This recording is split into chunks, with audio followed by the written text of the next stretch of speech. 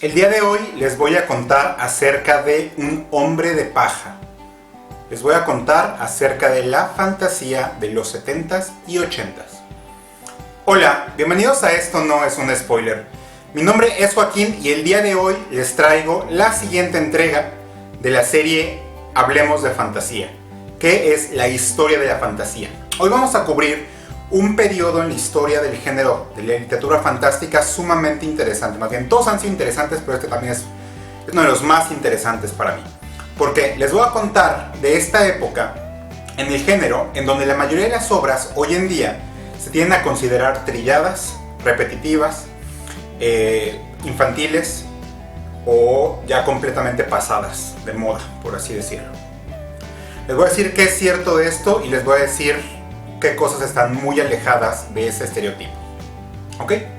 Bueno, para entender a la fantasía de los 70s y 80s tenemos que entender dos drivers súper importantes. El primero es el clima moral y cultural de esa década de los 70s, número uno, y el segundo es el surgimiento de uno de los accesorios de la cultura geek, friki, ñoña, nerd, etc., que tiene una influencia tremenda en el género y que recibiría una influencia tremenda del género. Por principio de cuentas, los 70 son la época del surgimiento de todo esto del New Age, ¿no? Esa época en la que la contracultura, después de haber recibido todas estas influencias hippies y demás, la contracultura ya era casi cultura, ¿no? En los 70, que es esta época del nuevo paganismo, por ejemplo, incluso en la misma religión, como dicen, la religión con una teología buena ondita, ¿no? Estos tiempos de, como le decían, de religión tipo Juan Salvador Gaviota, toda esta época. Se empezó a valorizar otra vez, de nuevo, toda esta parte del ambientalismo, ¿no? Uno de los libros más importantes de esta época es La Primavera Silenciosa de Rachel Carson, uno de los libros ambientalistas más famosos que ha sido objeto de muchas controversias acerca de su accuracy científica, pero bueno, ese no es el tema. Entonces, dentro de esta época se empezó a volver a leer a Tolkien, ¿no? El que se empieza a reimprimir a Tolkien, sobre todo en Estados Unidos, y esa contracultura, que ya es cultura en la costa oeste, empieza a tomar, con toda esta revalorización de la naturaleza, Tolkien como modelo, ¿ok? Esa es la primera. La segunda es el surgimiento del juego de rol. Este hombre que ven aquí en la imagen es Gary Gygax, quien junto con Dave Arneson creó en 1974 Calabozos y Dragones, que es sin duda el juego de rol más importante y más famoso de todos los tiempos. Si bien el gameplay del juego de rol tiene muchas raíces tanto en el teatro como en juegos anteriores, ¿no? Que se llama Chainmail, por ejemplo, lo importante es la influencia cultural de los juegos de rol, ¿no? Los juegos de rol tienen ese setting completamente fantástico y las criaturas son completamente fantásticas. Si bien el propio Gygax buscaba como distanciarse de la influencia que Tolkien tuvo en él, la neta es que las criaturas que aparecen en los juegos típicos de Calabozos y Dragones eran criaturas de Tolkien, ¿no? O criaturas que Tolkien puso en la palestra, ante las candilejas de la cultura popular. Incluso los herederos de Tolkien, porque en ese entonces Tolkien acaba de morir, hicieron que cambiaran los nombres de algunos personajes. Por ejemplo, aparecen hobbits en los juegos de Calabozos y Dragones y pues les hicieron cambiar el nombre de hobbits a medianos, ¿no? Que es como el nombre alternativo de hobbits, que evidentemente no es una palabra, ¿cómo se dice? Un trademark como es la palabra hobbit. Entonces, ¿cuáles son las características de muchas de las novelas de fantasía de los 70s y 80s, tomando estas influencias? Primero que nada, lo llamamos el Tolkien Revival, ¿no? Hay quien dice que las novelas que definen un género tienden a ser muy distintas a las novelas que toman influencias de ella. Y si nos podemos analizar, en realidad, Tolkien es como una versión muy distinta de estas historias que todo el mundo dice que está imitando a Tolkien, ¿no? Pero bueno, las características de estas historias son típicamente un protagonista que es huérfano, tiende a ser granjero, aunque no tiene que ser granjero o mozo de cocinas, que esto que es una influencia no tanto de Tolkien, sino como esta fertilización de la literatura artúrica. Esa es una. Segundo, que además este individuo tiende a no ser lo que es y a tener cierta herencia, cierto legado, cierto pasado, que resulta ser fabuloso o tiene que ser secreto. Esta es una influencia bien típica de la novela de caballería. ¿Se acuerdan cuando hablamos de la novela de caballería? Este nacimiento milagroso, este nacimiento con grandes milagros, ¿no? La mayoría de las novelas de esta época presentan un viaje físico, no un viaje metafórico, como muchas otras novelas. Ocurre, sus protagonistas o su elenco de personajes son una banda típicamente tolkieniana de criaturas de diferentes razas fantásticas o seres humanos de distintos países con culturas bien distintas, ¿okay? También la moralidad evidentemente es se pelea contra un señor oscuro, un Dark Lord, que es un tema del que igual no escaparíamos incluso post Harry Potter, que se tiende a ser el villano evidentemente. Y otra característica fundamental es que hay un objeto fabuloso que hay que conseguir, hay que robar, hay que capturar, hay que destruir, ¿no? Eso es súper tolkieniano. Y por último, que hay un mentor que es un anciano. Y aún más es que aparecen las famosas marcas mágicas, ¿no? Las que el protagonista tiene que tener marcas mágicas. Ya les contaré después cuáles son algunos de los protagonistas en la literatura de esta época que tienen que tener estas marcas. Sin embargo, de estas novelas yo las clasificaría en varios grupos bien distintos, ¿ok? Si bien muchas de ellas tienden a ser parecidas, no todas son iguales, son del mismo bloque. Principio de cuentas, en el primer bloque vamos a poner a los autores que, sin cortapisas y sin ningún tipo de vergüenza, son clones de Tolkien, ¿no? En esta época, sobre todo en los 70s, los dos autores que son más clones de Tolkien, el primero es Terry Brooks, el autor de Shannara, de la saga de Shannara, la cual es a rajatabla la copia calca más obvia que hay del Señor de los Anillos, y la cual no suele ser defendible desde ningún punto de vista creativo, según yo. Y el segundo es David Eddings, el autor de las Crónicas de Belgarath. Las Crónicas de Belgarath son muy tolkienianas, pero se salvan por un par de cosas. Primero, su tono es más infantil, o sea, me parece una saga para que los niños se inicien en fantasía cuando tienen como 10, 11 años. Y segundo, su elenco de personajes, que son todos humanos, que son de distintos países, se compenetran muy bien. Hay mucho humor en esa saga y funciona como si fuera casi película de Disney, ¿no? Esos son los autores que buscaron imitar propiamente a Tolkien, tanto Brooks como David Eddings, ¿okay? Ese es el primero.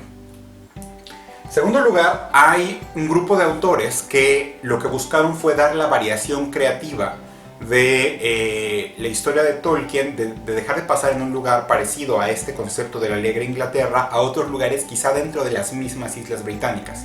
Hay una serie de fantasías que toman su inspiración más bien en Gales, ¿okay? Por primero, las novelas de los Deryni de Catherine Kurtz son de influencia galesa, y también las de Prydain, las de Lloyd Alexander. ¿Alguien se acuerda del Caldero Mágico, de esta película de Disney? Bueno, ese se basa en la saga de Prydain de Lloyd Alexander.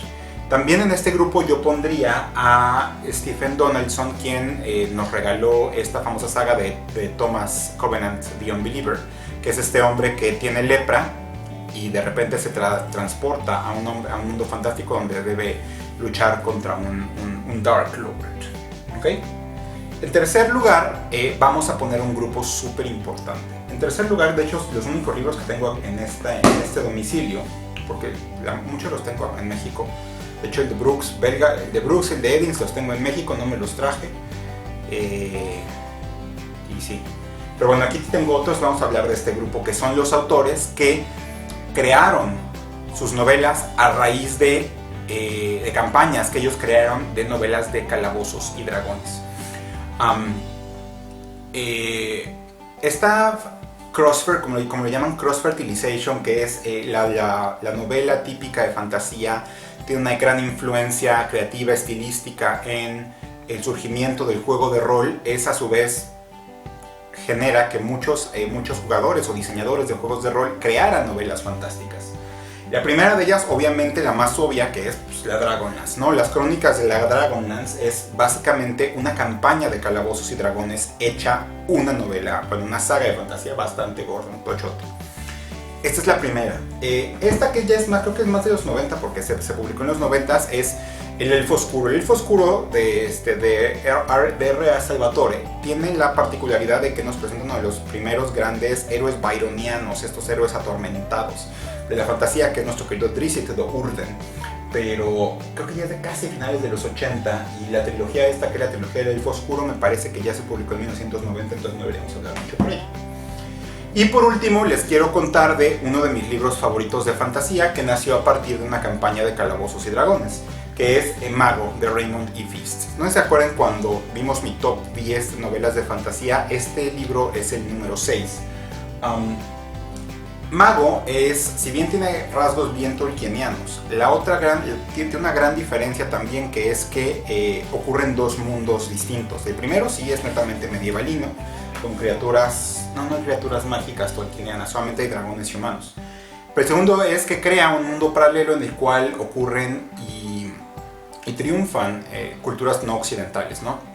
Una mezcla de chinos, japoneses y mesoamericanos. Esto porque Raymond E. Feast es descendencia mexicana, su apellido original es González. Esta es la novedad, ¿no? Y a mí se me hace una gran historia, súper sencilla, como en las historias de esta época, completamente alejada de pretensiones, ¿ok? Entonces ahí les hablé de algunas de las novelas de fantasía más destacadas de esta época, las cuales podemos decir que se ciñen a este corsé de la novela del Tolkien Revival. Ahora, este estereotipo lo refuerza mucho el cine, ¿ok? En el cine de los 80s aparecen muchas películas que tienen este corsé tolkieniano, ¿no? Estamos hablando de películas como Leyenda, películas como El Cristal Oscuro, películas como Willow, como ¿cómo se llama la de Dragon? Entonces sale Ian McDiarmid, Dragon, bueno, sale El Hechizo de Aquila, sale Dragon Slayer, ¿no? Willow. Todas estas películas ochenteras que refuerzan el estereotipo, y una más obviamente que es Star Wars, ¿no? Star Wars, que sin ser fantasía es muy a rajatabla la historia campbelliana del héroe, ¿no? Sin embargo, también en las películas no todo es así, porque no todas las películas de esta época fueron así. Por ejemplo, Laberinto me parece distinta, y obviamente ahorita que hablemos de otra de las novelas más famosas de esta época vamos a platicar. Ahora, ya les hablé de las que se ciñen a este corsé.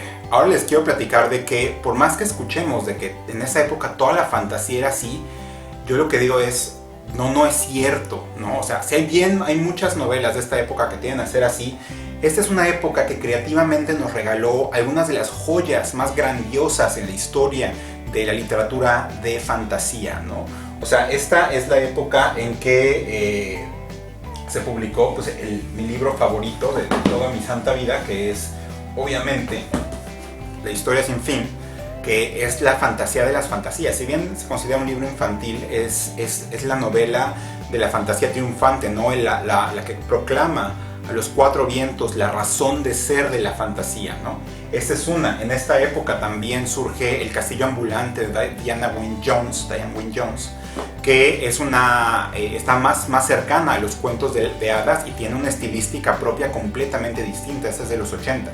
También está Los Nueve Príncipes de Nambar, o Nine Princes in Amber, de Roger Zelazny, que es una fantasía que se considera de nueva ola porque ya tiene influencias creativas que ya son alejadas de la idea de Tolkien, ¿no? Es la época en que Jack Vance escribe la trilogía de Lyonesse. Es la época en la que Marion Zimmer Bradley hace este retelling feminista del mito artúrico. También es la época en la que tenemos El Bosque Mitago de Robert Holstock, que es una novela de fantasía mucho más cercana a la fantasía pre-tolkieniana, con este bosque encantado lleno de maravillas, y también a la vez esta idea de fairy, de fata, es mucho de ahí, ¿no? También es la época en la que sale esta joya de la literatura de fantasía, que es La Princesa Prometida, que es una novela triunfal. Esta novela que es mi número 4 en mi top 10 de novelas de fantasía, que es fenomenal porque existe a dos niveles, el nivel del asombro y el nivel de la parodia al mismo tiempo, ¿no? Entonces, de Darkest Rising, por ejemplo, de Susan Cooper, ¿no? Esta que es una fantasía baja que ocurre en el mundo real, donde con elementos fantásticos. Entonces, no todas las novelas de esta época se ajustaron al corseteo tolkieniano, ¿no? Hay muchas joyas en esta época. Entonces, aquí les hablé un poco de las novelas de fantasía de los 70s y 80s. Espero que les haya gustado este video y me quiero ir con dos reflexiones. La primera es que a mí me siguen gustando mucho estas historias porque las siento mucho menos pretenciosas que la fantasía de hoy.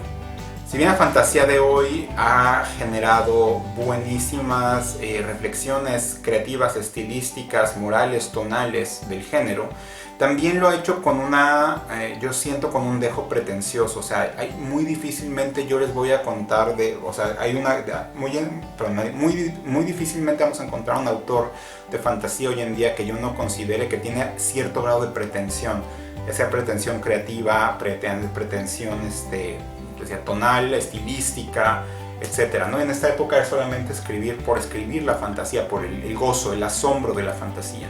Entonces, no sé si sea mi yo nostálgico hablando, pero en esta época yo creo que tenemos que aprender a valorar mucho más, sobre todo porque es cultura pop, yo voy a decir de lo más inofensiva, de lo más ensoñadora, que muchas veces hoy en día con nuestro cinismo de ver al mundo es una escuela de fantasía que muchas veces ya nos ha perdido. Obviamente no todos los escritores de hoy en día son así, por ejemplo Sanderson es muy optimista, pero esa es la primera. Y la segunda es pedirles un favor. La próxima vez que escuchen que alguien dice esta novela publicada hoy en día de fantasía no es la típica historia del granjero que crece para salvar al mundo, díganle por favor, en 15 años nadie ha escrito una novela de fantasía mainstream que tenga esas características. Estamos muy alejados de eso. Y hace 15 años la que se publicó fue esta. Creo que no se ve. No sale. Que es Eragon. Pero Eragon es un error editorial que nunca debió haberse publicado. Entonces, si quitando el hecho de Eragon es hace 25 años que nadie publica, 23 años, nadie publica una novela de fantasía con esas características. Entonces convertimos la historia del huérfano que crece en un hombre de paja que en realidad ya no es válido. O sea, el género ha cambiado mucho desde esa época y hoy en día nos venden cualquier cosa como renovar la fantasía cuando no necesariamente es así, y cuando veamos épocas futuras vamos a ver que esta renovación es por partes. ¿Ok? Pues espero que les haya gustado. La siguiente entrega va a ser interesante porque vamos a hablar de la fantasía de los 90s, de la primera mitad de los 90s, que es el ascenso de la megasaga. Vamos a hablar de, obviamente, de la Rueda del Tiempo, vamos a hablar del Espada de la Verdad, vamos a hablar de mi amigo Williams con Añoranzas y Pesares, y vamos a hablar de Robin Hood. Entonces, espero que les siga gustando esta serie. Cuéntenme lo que les ha parecido, cuáles son sus novelas de fantasía favoritas de esta época, y pues nos estamos viendo en la próxima. Muchas gracias.